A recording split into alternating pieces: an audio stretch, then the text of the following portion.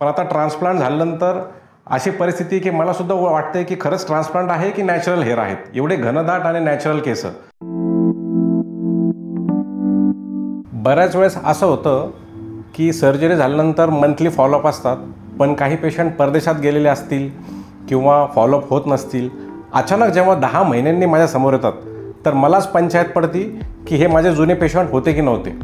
आपण बघू शकता यांचं समोरून तर इथपर्यंत ग्रेड 6 लेवलचा प्लेन, पूर्ण एअरपोर्टसारखं लँड होईल विमान असं इतकं प्लेन हे स्काल्प होतं. म्हणजे औषधांच्या आणि मिनॉक्सिडिलच्या भरोश्यावर बिलकुल काही संभवच नव्हतं.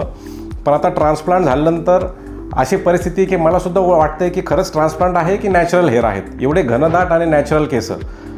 तर हे काय मॅजिक वगैरे जादू काही नाही आहे. This is the outcome of the science, ज्यामध्ये काही रिसर्च करून काही अशा गोष्टी प्लॅन केलेल्या आहेत की 50-60 हजार केस जेव्हा तुमचे नॉर्मली स्काल्पवर असतात आणि 3-4-5 हजारमधून तुम्हाला हे जेव्हा क्रिएट करायचा असतो हा कॅमोफ्लेज लुक, तर त्याला कुठंतरी एक सायन्स आणि हार्डवर्कची जोड असते. त्यांचा डोनर जरी बघितला तुम्ही तरीही कुठंच लक्षात येत नाही की ग्राफ्ट्स घेतलेले आहेत. क्राऊनपर्यंत अगदी ट्रान्सप्लांट झालेला आहे. टेम्पलसुद्धा ट्रान्सप्लांट झालेले आहेत. त्यांचेसुद्धा मित्र असे बघतायत बऱ्याच वर्षानंतर तर त्यांनासुद्धा ओळखत नाहीत अक्षरशः. अशी परिस्थिती निर्माण झालेली आहे.